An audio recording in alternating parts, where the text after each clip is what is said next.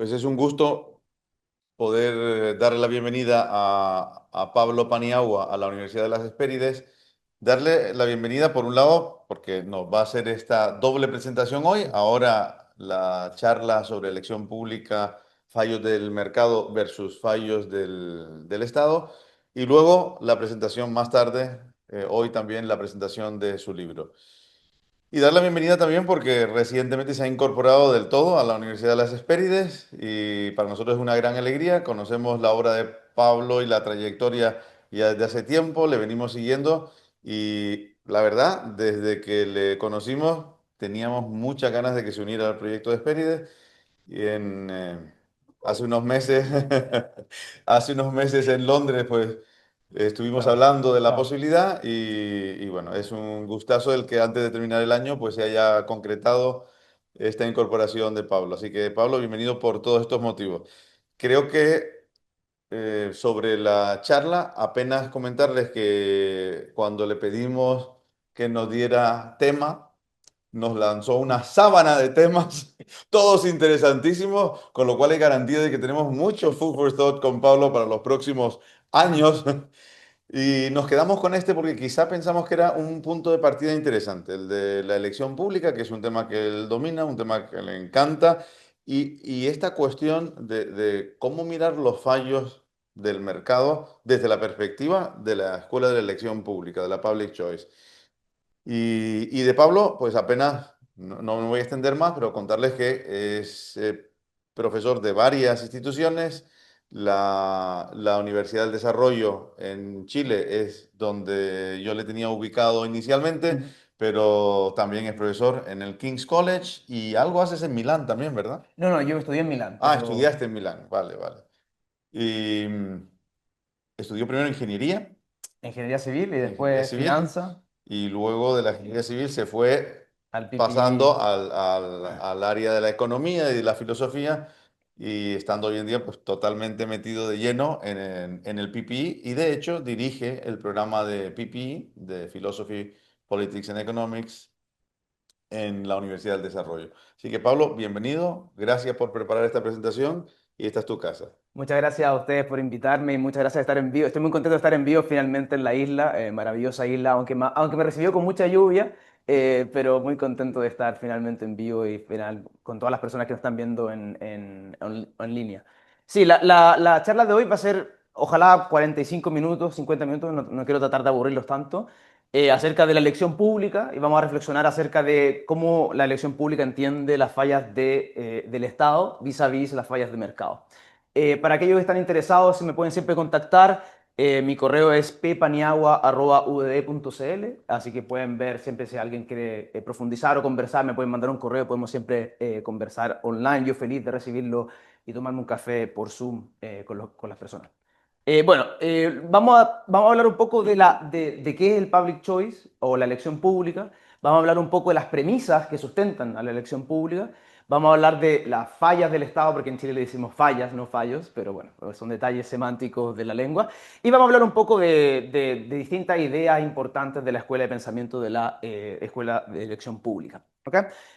Bueno, a mí siempre me gusta partir mis charlas dando esta famosa frase de John Maynard Keynes. John Maynard Keynes, obviamente uno de los grandes economistas del siglo XX, que dice así, dice, las ideas de los economistas y los filósofos políticos, tanto cuando tienen razón como cuando están equivocados, son más poderosas de lo que comúnmente se cree. De hecho, el mundo está gobernado por poco más.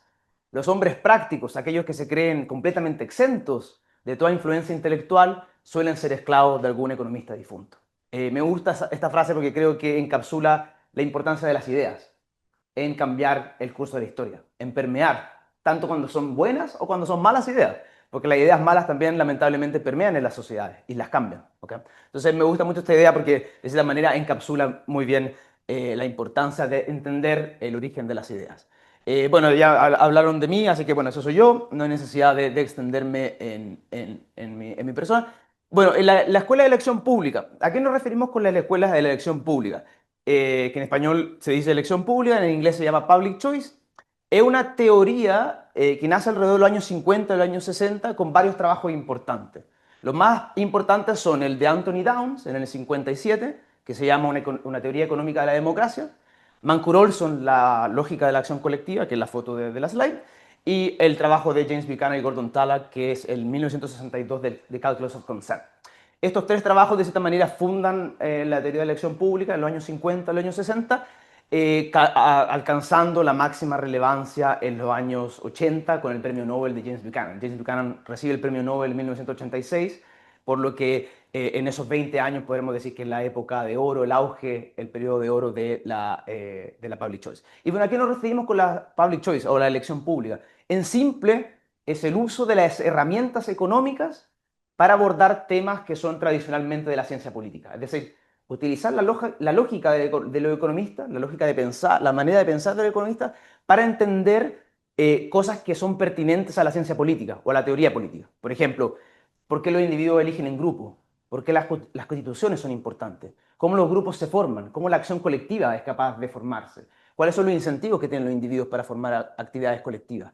¿Cómo los individuos pueden autogobernarse y generar reglas para superar problemas, ¿no es cierto?, en la provisión de bienes públicos? ¿Por qué la política se manifiesta de cierta forma? ¿Por qué los individuos votan o no votan? Etcétera, etcétera. Pero visto a través de la lógica de la economía. Entonces, de cierta manera, es la extensión del dominio de la economía hacia áreas que eran pertinentes a la ciencia política o como podríamos decir en inglés, non-market decision making.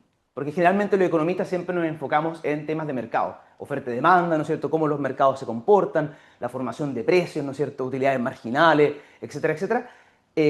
Extender un poco esa forma de pensar, pero aplicarla a cosas que no son del mercado, a cosas que son de acción colectiva, que son interacciones del ser humano, pero están un poco más allá de la lógica, ¿no es cierto?, de la oferta y la demanda de bienes y servicios. ¿Okay? Eso más o menos es en simple la Escuela de Elección Pública. ¿Y por qué es importante? Bueno, es importante también porque tiene tres premios Nobel, la batería se está agotando, tiene tres premios Nobel hasta ahora, James Buchanan en el 86, Elinor Ostrom en el 2009 y Vernon Smith en el 2002.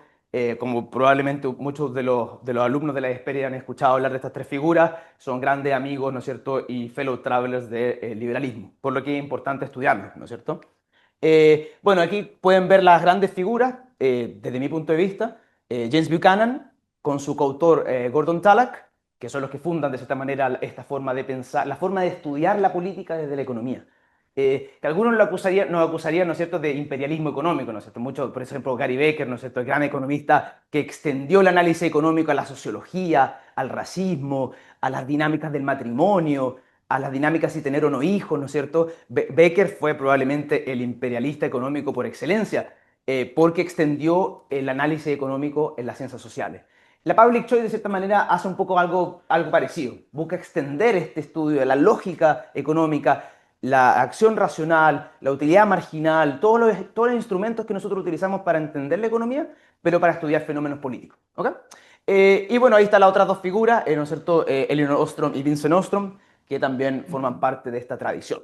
¿Okay? Bueno, como decíamos, ¿qué es la Public Choice? Aquí pueden ver la foto en el slide, el journal, la famosa revista científica Public Choice, que es una revista bastante respetada en el mundo de la ciencia política, porque como decíamos, la Public Choice es como un puente analítico entre la economía y la ciencia política. De hecho, cuando uno estudia PPE, ahora que hay muchos alumnos interesados en el PPE, la Public Choice es un puente analítico muy interesante, muy proficuo entre la filosofía política y la economía. Entonces, aquellos que están interesados en la filosofía y aquellos que están interesados en la economía, la Public Choice es un puente natural de comunicación entre ambas disciplinas. ¿Okay? Bueno, como decíamos, el Gordon Tallack, por ejemplo, la define como el uso de herramientas conceptuales y la forma de pensar de la economía para poder lidiar con problemas tradicionales de la ciencia política. ¿Okay? Y por eso se llama elección pública, porque son elecciones que hacemos en colectivo, en lo público. Estamos enfocados en analizar los fenómenos públicos, no necesariamente los de mercado. ¿Okay?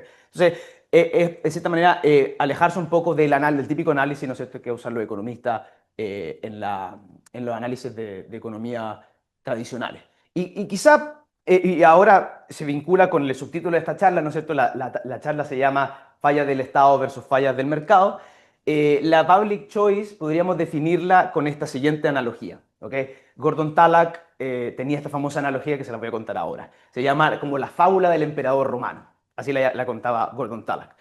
¿Qué dice esta fábula? Cuenta la fábula que el emperador romano, ¿no es cierto?, como está en la slide, quería celebrar su cumpleaños en Roma y quería, ¿no es cierto?, a la mejor cantante de Roma. Entonces le dice a sus súbditos que le busquen a los dos mejores cantantes del reino del Imperio Romano para celebrar su cumpleaños. ¿Ok? Bueno, entonces la gente va buscando, ¿no es cierto?, a las cantantes y le traen, ¿no es cierto?, dos cantantes a la audición, enfrente al emperador. La cantante A y la cantante B. Entonces el emperador se siente y dice, bueno, cantante A, cante, muéstrame su talento de cantar. Y la cantante A era fatal, era muy mala cantante, cantaba muy mal. Y el emperador dice, basta, basta, he escuchado suficiente, la cantante A es terrible, por ende le doy el premio a la cantante B. La cantante B va a ser la cantante de mi cumpleaños. Y todos dicen, pero ojo, emperador, está cometiendo un error. ¿Cuál es el error que comete el emperador? Nunca escuchó cantar a la cantante B, ¿no es cierto? ¿Qué puede pasar si la cantante B canta peor que la cantante A? Puede ser fatal, completamente fatal.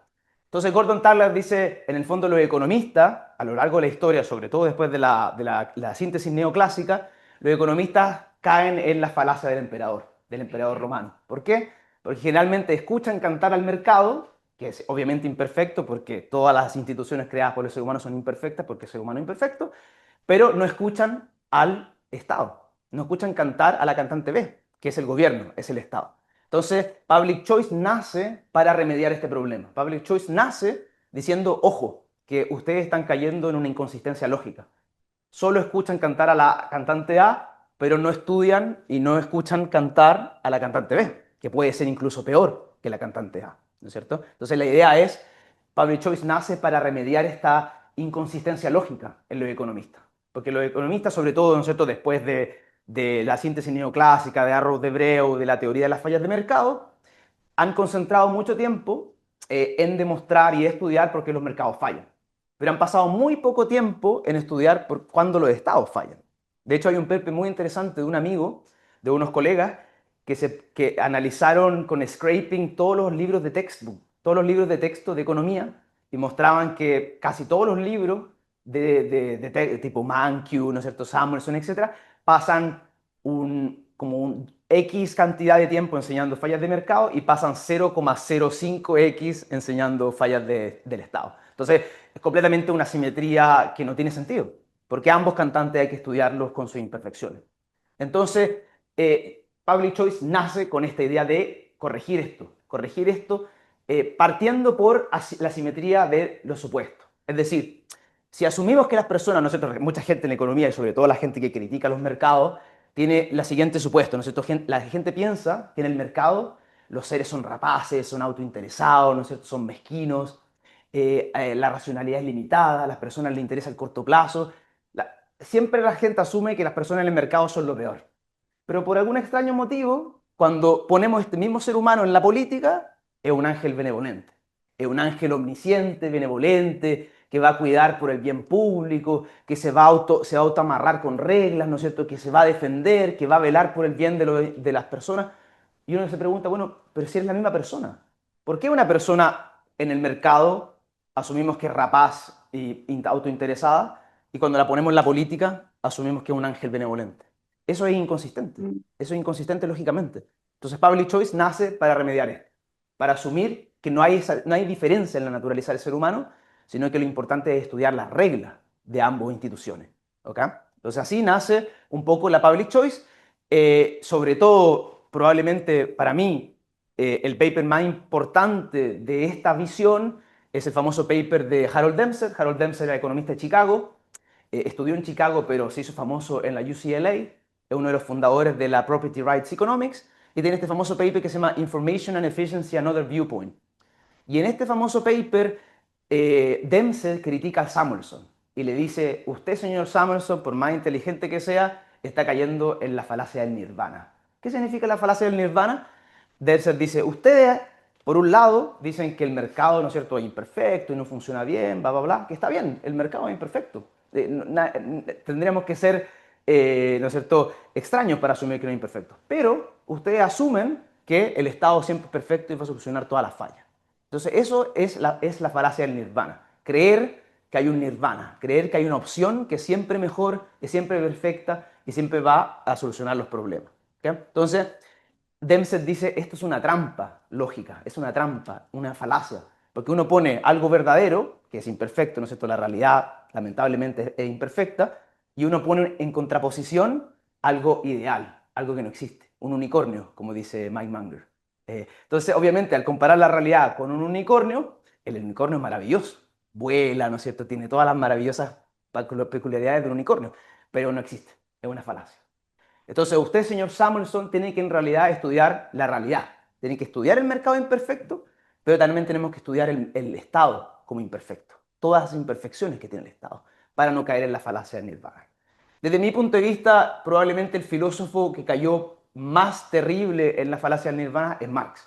Marx es probablemente el mejor ejemplo de esta idea de la falacia del nirvana, ¿no es cierto? El capitalismo alienante, explotador, genera crisis, ¿no es cierto? Es imperfecto, etcétera, etcétera.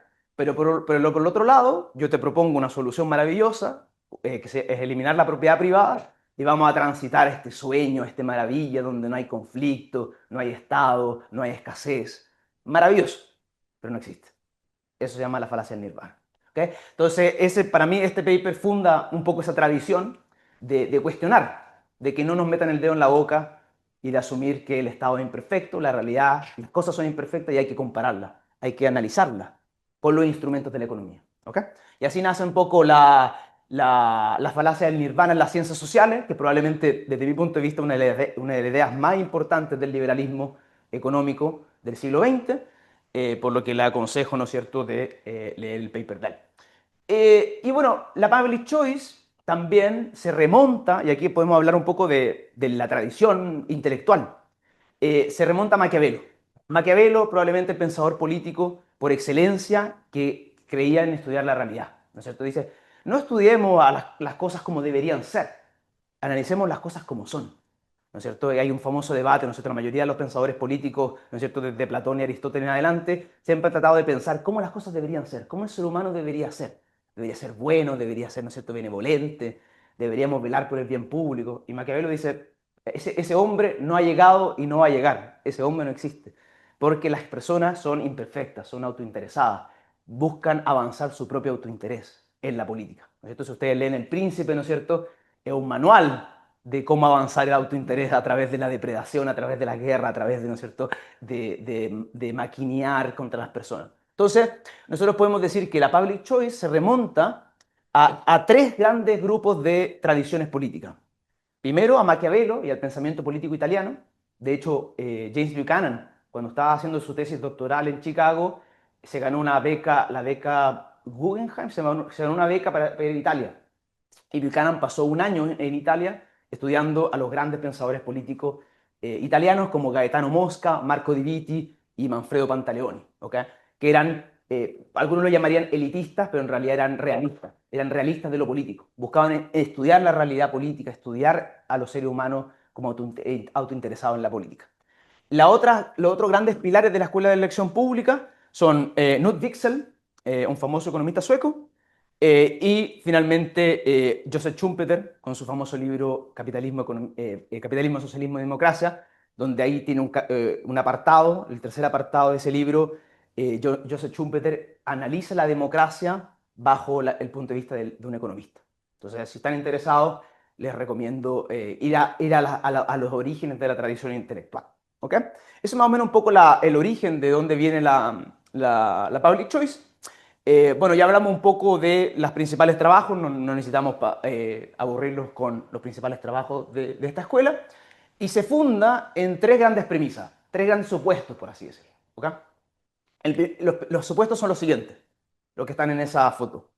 Individualismo metodológico, acción racional y política como intercambio. ¿Okay? Esos son los tres supuestos, los tres principios que fundan a la public choice. ¿Okay? Que de hecho son muy parecidos a los principios que fundan a la Escuela Austriaca de Economía. Vamos a ver un poco cómo se relacionan, porque muchas personas amigas, ¿no es cierto?, de esta casa, como por ejemplo Pete Betsky, argumentan siempre que la public choice es como la hermana, la hermana o un puente muy cercano a la escuela austríaca. ¿Okay? Bueno, individualismo metodológico, bueno, todos sabemos lo que es individualismo metodológico, no necesitamos detenernos mucho, pero simplemente postula que solo el individuo elige. Solo el individuo puede elegir.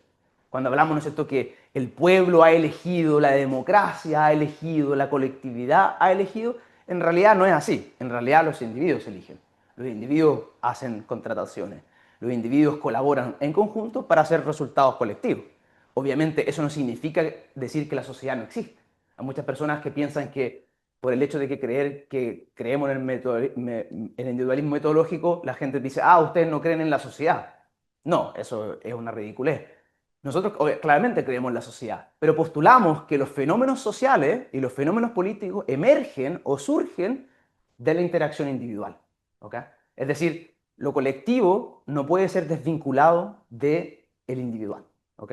Y aquí estas tradiciones son distintas a Rousseau, por ejemplo, ¿no es cierto? Toda la tradición organicista de la política, ¿no es cierto? Rousseau, la voz del pueblo, todas estas cosas que ven la política como algo orgánico. Carl Schmitt, ¿no es cierto? Todas estas tradiciones que son enemigas del liberalismo, ¿no es cierto? Que tienen un postulado, Hegel y otros grandes filósofos, ¿no es cierto? Que tienen una visión orgánica, colectiva del todo. Esta tradición se mantiene en la tradición liberal de creer que el individuo es el creador de lo social y por ende no se pueden desvincular. No es nada más que eso. ¿Ok? El segundo supuesto se relaciona con el cuento del emperador romano, que nosotros llamamos simetría conductual o rational choice. ¿A qué nos referimos con simetría conductual? Simplemente postulamos que el ser humano busca avanzar su propio interés, cualquiera sea este, ¿no es cierto? Eso no significa, por ejemplo, el hecho de que una persona busca avanzar su propio interés no significa que busca avanzar también el interés de su familia o el interés de su comunidad. Es el autointerés entendido de forma amplia. Yo cuando busco avanzar mi propio interés, también busco avanzar el de mi esposa, el de mi familia, el de mis amigos, el de mis comunidades que me representan, ¿no es cierto? Entonces, el autointerés es un poco más amplio, pero siempre buscamos avanzar nuestro propio interés. Siempre buscamos estar en condiciones mejores, ¿ok? Tanto en lo político como en lo económico. Entonces, la simetría conductual significa que si asumimos que las personas son imperfectas en el mercado, también tenemos que asumir que son imperfectas en la política. ¿Ok? No podemos asumir que las personas, ¿no es cierto?, cuando son políticos, cuando son burócratas, cuando son votantes, siempre, ¿no es cierto?, son personas benevolentes, son ángeles, son gente iluminada, que va siempre a votar bien, que va siempre a elegir las cosas que le convienen a la comunidad. No, muchas veces las personas, sobre todo los votantes, ¿no es cierto?, tienen intereses de corto plazo, son miopes, son racionalmente irracionales, son ignorantes, muchas veces, ¿no es cierto? Al igual que las personas en el mercado. No podemos asumir que son distintos, son el mismo ser humano. No podemos asumir que son distintos. ¿Ok? Entonces, esto nosotros lo llamamos en Public Choice simetría conductual. ¿Ok? Y finalmente, bueno, siempre me gusta poner esta foto que a muchos de mis estudiantes les gusta. Generalmente en las ciencias sociales ocurre esta falacia o esta simetría, ¿no es cierto? En el mercado son todos Jason Bateman, ¿no es cierto? El famoso, no sé si ustedes han visto el libro, el libro es una maravilla, la película es muy buena, el libro es una maravilla, American Psycho, ¿no es cierto? En el mercado son todos American Psycho, son todos Jason Bateman. El empresario, ¿no es cierto? El dueño del capital, las personas que transactan en el mercado son siempre, ¿no es cierto?, rapaces, autointeresadas, ¿no es cierto?, malvadas. Pero por alguna extraña razón, ese mismo ser humano lo ponemos en la política y mira tú, el Dalai Lama. Es un ser benevolente, le preocupa el bien común, está preocupado por los demás. Pero ¿cómo es posible? Si son los mismos seres humanos. ¿Por qué solamente de pasar de una vereda a otra, ese ser humano cambió de naturaleza? Eso no tiene sentido. Si queremos ser serios, queremos ser científicos, sobre todo en las ciencias sociales, no podemos asumir eso. Pero a mí me ha pasado muchas veces cuando hablo con politólogos, con sociólogos, con antropólogos, con juristas, que tienen esta falacia. En el mercado las personas son terribles, pero en lo público, en lo político, son todos maravillosos. Eso es una trampa, es una falacia que no puede ser si queremos ser unas personas serias, si queremos hacer ciencia social seria. Esto hay que eliminarlo y la Public Choice busca eliminarlo. ¿Ok? Y esto se remonta, me gusta siempre un poco hacer un poco de historia intelectual, se remonta a David Hume, a Adam Smith. Me encanta esta frase de David Hume que dice más o menos así: si queremos construir leyes, si queremos construir constituciones que perduren en el tiempo, tenemos que asumir que las personas son autointeresadas. ¿Ok? Esto no significa que siempre es así, Esto no significa que las personas son siempre malas, son siempre autointeresadas, pero si tenemos reglas que nos protejan de estas personas, podemos sobrevivir en como comunidad. ¿Ok? Entonces esta tradición, public choice, se remonta simplemente a la filosofía escocesa, a los grandes pensadores escoceses como Adam Ferguson, ¿no es cierto? David Hume y Adam Smith, que son, ¿no es cierto?, de cierta manera los líderes, los padres intelectuales también de la tradición austriaca, de cierta manera. Entonces, en muchos aspectos tienen el mismo origen intelectual. ¿Ok? Las instituciones importan. ¿Por qué? El ser humano es imperfecto. El ser humano es imperfecto, tiende a ser autointeresado, entonces hay que diseñar reglas para protegernos. Cuando el ser humano, ¿no es cierto?, a veces ocurren cosas malas, ¿no es cierto? Y de hecho, probablemente la mejor persona que encapsula esta tradición después es Madison. Es Madison en los padres fundadores de Estados Unidos. Si ustedes leen El Federalista, ¿no es cierto? El Federalista está lleno de esta idea. ¿Cómo hacemos que el poder choque contra el poder? Que hayan contrapesos cuando el ser humano es imperfecto. Porque si es benevolente, ¿para qué tenemos reglas? En la utopía de Marx no hay reglas, no hay constituciones, no hay contrapesos. En la utopía de Marx no hay Estado, no hay reglas, no hay ningún, ¿no es cierto?, contrapeso de poder, porque son ángeles. En el mundo de Marx, en la utopía de Marx, son ángeles. No hay personas malas, no hay personas autointeresadas. Y cuando son todos ángeles, no hay necesidad de reglas. Si ustedes ven la Biblia, bueno, yo no soy un gran estudioso de la Biblia, pero si ustedes van en la Biblia, no hay regla en el cielo, no hay constitución en el cielo, porque son ángeles. Los ángeles no necesitan reglas, pero nosotros no somos ángeles. Y por ende tenemos que estudiar las reglas, tenemos que tener constituciones para protegernos cuando esos ángeles caídos, ¿no es cierto?, a veces no hacen cosas tan buenas. ¿Ok? De hecho, Hayek tiene una frase muy parecida.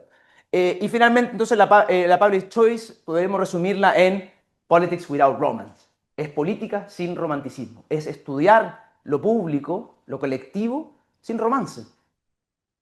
Descreído, no ideal. No asumir que somos ángeles, ¿no es cierto? Hay que desmistificar la política. La public choice es una, por así decirlo, una research agenda, una línea de investigación que busca estudiar y desmistificar la política. Eso no significa que estamos en contra de la política. Mucha gente tiende a pensar la gente que sigue la tradición de la public choice está en contra de la democracia, está en contra de lo colectivo, está en contra de lo político. No, no es verdad. No es eso. Es desmistificarla, es estudiarla. La democracia es imperfecta, pero hay que estudiar sus imperfecciones, hay que entender sus imperfecciones para diseñar buenas reglas y buenas instituciones para protegernos de esas imperfecciones. Entonces, es distinto ser realista y estudiar los fallos que estar en contra de algo. ¿Okay? Eso es importante. Mucha gente piensa que estas líneas de tradición liberales están en contra, ¿no es cierto?, de lo colectivo, de lo social, de lo político o de la democracia. En realidad no. Es simplemente estudiarlas como son. Eso significa estudiar sus imperfecciones. ¿Okay? Eh, y finalmente, la tercera premisa es la política como intercambio. ¿Qué significa esto? Que nosotros estudiamos la política como un intercambio, una negociación. Son grupos, son gente que se ponen en un colectivo e intercambian, negocian. Obviamente en la política y en lo público no intercambiamos bienes y servicios, no intercambiamos, ¿no es cierto?, con dinero, sino que negociamos otras cosas. Negociamos, ¿no es cierto?, favores, negociamos reglas, intercambiamos en el sentido más amplio. ¿Ok? Entonces, esta tradición busca entender lo colectivo y lo político a través de las negociaciones, a través de cómo los individuos se ponen de acuerdo y crean reglas. ¿Ok? Probablemente el mejor ejemplo de esta tradición, que se llama Politics as an Exchange, es el famoso libro de Elinor Ostrom, donde ella, ¿no es cierto?, estudia casos empíricos, ¿no es cierto?, de campo, donde muestra cómo los individuos se ponen de acuerdo y se gobiernan. Cómo los individuos se ponen de acuerdo para administrar recursos hídricos, el agua o los bosques, etcétera, etcétera. Cómo los individuos se ponen de acuerdo. Y de hecho, si ustedes leen a David Hume, David Hume tiene un famoso pasaje del pantano, en la colección de ensayos de David Hume. Hume dice lo siguiente: imaginémonos que todos, ¿no es cierto?, en un pueblo vivimos cerca de un lago y tiene un pantano, y el pantano, ¿no es cierto?, genera mosquitos. Y obviamente un individuo, ¿no es cierto?, no puede contener a los mosquitos. Tenemos que ponernos todos de acuerdo para controlar, ¿no es cierto?, la plaga de mosquitos. Eso requiere acción colectiva. Entonces, David Hume dice, hay veces en que el individuo por sí solo es incapaz de resolver problemas que son más complejos que él. Y por ende, dice David Hume, hace sentido a veces que los individuos trabajen en grupo. Eso no significa que seamos, ¿no es cierto?, colectivistas, pero a veces es racional a los individuos que se pongan de acuerdo y, ¿no es cierto?, generen bienes públicos. Eso se llama política como intercambio, que los individuos se ponen de acuerdo, crean reglas, crean grupos, como por ejemplo un club de fútbol, para avanzar un interés que les concierne a ellos, pero es más grande que ellos. Hay veces, ¿no es cierto?, que nosotros queremos alcanzar objetivos, pero individualmente no nos podemos alcanzar. Tenemos que alcanzarnos con los demás. Y así creamos grupos. Eso es simplemente politics as an exchange. Esa es la tercera premisa. Y bueno, y con esto finalizamos la idea de las fallas del Estado. ¿Cuáles son las fallas del Estado entonces? Y con esto terminamos para no... ¿Cuánto llevo de tiempo? Para no... ¿Media hora? Sí. Ya, bueno. Entonces, en los últimos 10 minutos vamos a hablar de esta idea de las fallas del Estado. ¿Ok?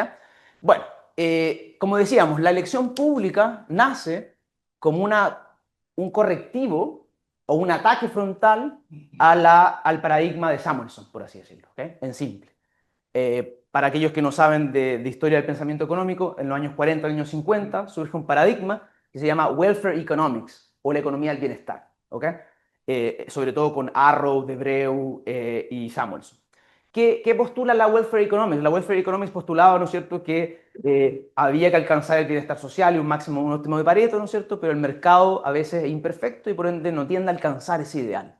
¿Okay? El mercado es incapaz de alcanzar, ¿no es cierto?, el óptimo de Pareto y por ende el político o los políticos y los burócratas tienen que trabajar para corregir estas fallas de mercado. Eso en simple es el paradigma de la economía de bienestar que tuvo su apogeo, su peak en los años 50 y en los años 60. ¿Okay? Personas como Hayek, Buchanan, Tullock y otros, ¿no es cierto?, empezaron a atacar ese paradigma. ¿Okay? Sobre todo, por ejemplo, desde la escuela austriaca empezaron a haber ataques en contra de este paradigma por los problemas del conocimiento. ¿No es cierto? Ustedes conocen los famosos papers de Hayek, ¿no es cierto? Hayek critica a los paradigmas neoclásicos, a los paradigmas, ¿no es cierto?, de control central, porque no tienen conocimiento suficiente. ¿Okay? Por el otro lado, Buchanan y Tullock atacan este paradigma con respecto al problema de los incentivos. ¿Okay? Los políticos, los burócratas, a veces no tienen incentivos, no tienen los incentivos correctos. No, obviamente, a veces tampoco tienen la información. Entonces, son dos problemas: el problema de la información y el problema de los incentivos. Muchas veces no tienen ni la información y ni los incentivos. Entonces, es un problema doble. Pero dejando de lado eso, la escuela de elección pública se enfoca sobre todo en los incentivos. ¿Cuáles son los incentivos que tienen los políticos? ¿Cuáles son los incentivos que tienen los burócratas para corregir los problemas?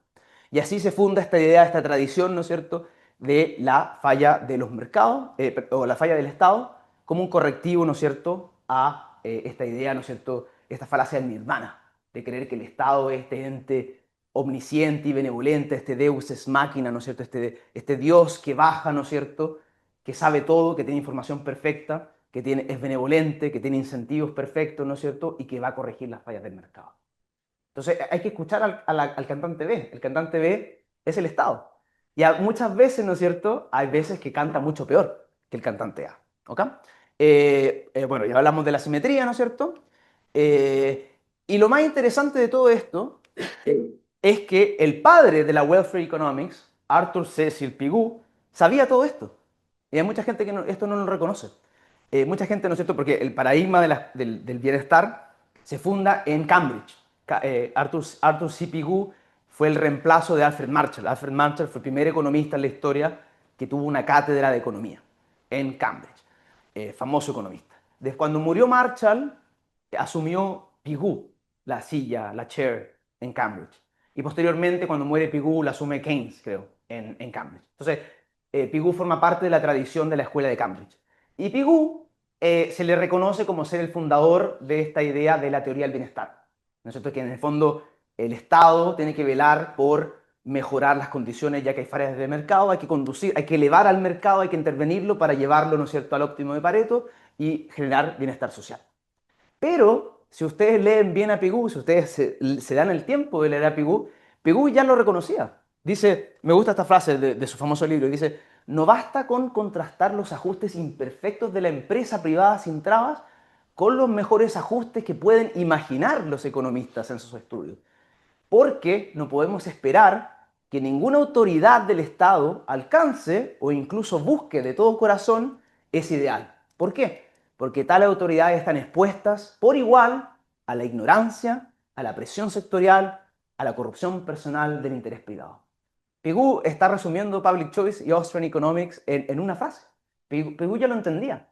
Pigou dije, ojo que el Estado tiene problemas de información, tiene problemas de conocimiento, como decía Hayek, y tiene problemas de incentivo, como decía James Buchanan. Entonces, ojo que no podemos hacer esta comparación. Esta comparación es tramposa. Tenemos que estudiarlos bien, ¿ok? Obviamente este mensaje de Pigou quedó completamente olvidado cuando, ¿no es cierto?, después Arrow, Rogoff y toda la gente, ¿no es cierto?, Samuelson y todos los demás recogen este paradigma. Ellos completamente desestiman esta warning, ¿no es cierto?, esta como preocupación de Pigou y se lanzan, ¿no es cierto?, en este carril intervencionista de los años 50 y los 60, ¿no es cierto?, donde el Estado tenía que corregir todo. Hay que crear burocracia, hay que crear, ¿no es cierto?, agencias independientes, hay que expandir el rol del Estado, ¿no es cierto?, para corregir las fallas de mercado. Obviamente olvidando que hay problemas de información y problemas de incentivo, que muchas veces hacen que el Estado, ¿no es cierto?, termine haciendo las cosas peor que el original. ¿Okay? Por ejemplo, me gusta el ejemplo, bueno, entonces, y también el contexto histórico es importante porque piensen que welfare economics alcanza su auge en los años 50 y los años 60.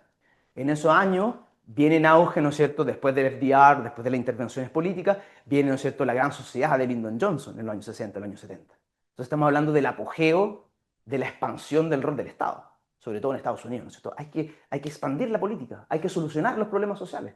Tenemos guerra, ¿no es cierto? Tenemos problemas, hay que solucionarlo a través de la expansión del Estado. Entonces nadie se preocupó de pensar, ¿no es cierto?, como decía Pigou, de que tales autoridades, ¿no es cierto?, están expuestas a la ignorancia, a la presión sectorial y a la corrupción personal. Se dieron cuenta muy tarde, después de los años 70, ¿no es cierto?, sobre todo con la guerra de Vietnam en Estados Unidos, porque el contexto histórico es importante para entender los auges y las caídas de la escuela económica. En los años 70, ¿no es cierto?, ocurre el Nixon Tapes, se descubre, ¿no es cierto?, que Nixon era una persona horrible, ¿no es cierto?, haciendo presión, hizo presión al Banco Central para expandir la masa monetaria, intervenía a sus propias personas, una maquinación terrible, al final termina, ¿no es cierto?, creo que renunciando, y ahí surge el paradigma de public choice, porque se dieron cuenta de que las autoridades son seres como nosotros, imperfectos, que buscan el poder. Y ahí se cae un poco, por así decirlo, colapsa el paradigma de la economía del bienestar y surge el paradigma de la escuela public choice y que le dan el premio Nobel, ciertos 10 años después de Nixon, después de 10 años después de la caída de Nixon, le dan el premio Nobel a Buchanan por el contexto histórico. No quiero decir que el contexto histórico jugó un rol importante, pero es importante para entender cómo las escuelas, ¿no es cierto?, van siendo favorecidas. Y bueno, y finalmente, y con esto termino, las fallas del Estado se manifiestan de muchas formas. No tenemos el tiempo, se requeriría un curso completo de Public Choice para repasarlas todas, pero las más típicas, ¿no es cierto?, fallas del Estado o fallas de lo público, si se quiere un poco más amplio, son las siguientes. Primero, los votantes sufren de ignorancia racional. ¿Qué significa esto? Que los votantes son racionalmente ignorantes. No buscan informarse demasiado. Son racionalmente ignorantes. La lógica de los beneficios concentrados y los costos dispersos, ¿no es cierto?, afectan la política. La política es un paquete, ¿no es cierto?, de servicios que no podemos elegir, ¿no es cierto? Cuando uno elige un presidente, uno no elige las políticas públicas del candidato A y las políticas sociales del candidato B y las políticas económicas del candidato C, sino que elige un paquete de cosas buenas y cosas malas, ¿no es cierto? Eh, Rent seeking, otra gran importante, el cortoplacismo en el Estado, ¿no es cierto? Sobre todo en la deuda pública. Hay un sesgo hacia el corto plazo que hace que la gente, todos busquen aumentar la deuda y pasársela al que sigue, ¿no es cierto? Que nosotros llamamos como el hot potato effect, como el efecto de la papa caliente. La captura del regulador, ¿qué pasa cuando el regulador es capturado por intereses? Etcétera, etcétera. ¿Okay? Es decir, la public choice, desde el cuento del emperador, ha pasado 20, 30 años estudiando todas estas cosas en profundidad. De hecho, hay libros. Para cada una de estas hay un libro o hay un paper famoso, por ejemplo, el famoso paper de captura del regulador, el de Gary Becker, porque Chicago también hizo contribuciones muy importantes a la escuela de la public choice. ¿Okay? Entonces, ¿qué ha hecho la public choice durante los últimos 20, 30 años? estudiar cómo canta el cantante B. Esa la línea de investigación es, escuchemos al cantante B. Ya, el cantante A es imperfecto, está bien, nadie es perfecto, el mercado es imperfecto, pero escuchemos al cantante B, escuchemos qué dice, porque puede cantar mucho peor, ¿no es cierto?, que la cantante A. Como cierre, quizá podemos decir una analogía. Piensen en el famoso caso de la prohibición del alcohol en Estados Unidos. Es un famoso caso de public choice. En los años 30, ¿no es cierto? Creo, en los años finales de los años 30 o los años 20, estaba la famosa prohibición en Estados Unidos. Había un debate con respecto al consumo de alcohol. El consumo de alcohol era visto como algo malo, generaba, ¿no es cierto?, un montón de externalidades negativas, problemas sociales, ¿no es cierto? La gente consumía mucho alcohol. Y en Estados Unidos querían prohibirlo. O invocaron al Estado, usemos el poder del Estado para solucionar el problema. Prohibamos el alcohol. Generemos una agencia, crearon una agencia, una burocracia, para monitorear, controlar y regular la venta de alcohol para que se acabe el alcohol. Suena bien, ¿no es cierto? En el papel dice, bueno, el cantante A, ¿no es cierto? El mundo real es imperfecto, la gente consume alcohol, es imperfecto. Invoquemos a este cantante B, ¿no es cierto?, que es perfecto y soluciona el problema. Bueno, ¿qué ocurrió? Todos saben ustedes, todos saben lo que ocurrió. La gente cocinaba alcohol en sus casas, mucha gente moría, gente quedaba ciega por el consumo de alcohol, se creó la mafia, ¿no es cierto? Al Capone surge como el controlador de la mafia de la producción de alcohol, se creó una burocracia enorme que no solucionó el problema, etcétera, etcétera, etcétera. Entonces, ¿qué pasó? Que la cantante B era mucho peor que la cantante A. Entonces, el mensaje de la Public Choice no es que el mercado es perfecto, pero la alternativa a veces puede ser mucho peor que la alternativa de mercado. Entonces, lo importante es comparar y analizar. Eso, no voy a aburrirlos más con la charla. Gracias por el tiempo. Y si están interesados, siempre me pueden mandar un correo. Tengo más enlaces porque esto es una clase bastante grande, no hay necesidad de pasar por todo. Gracias. Gracias por su tiempo. Y nada, me pueden mandar un correo. Yo feliz siempre de compartir la slide y compartir con los alumnos. Así que gracias.